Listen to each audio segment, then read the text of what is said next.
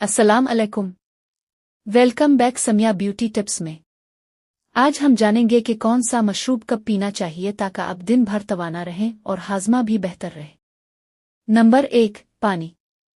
दिन भर पानी पीना बेहतरीन है, लेकिन खाने के फौरन बाद पानी पीने से परहेज करें। नंबर 2, अदरक और लीमू की चाय।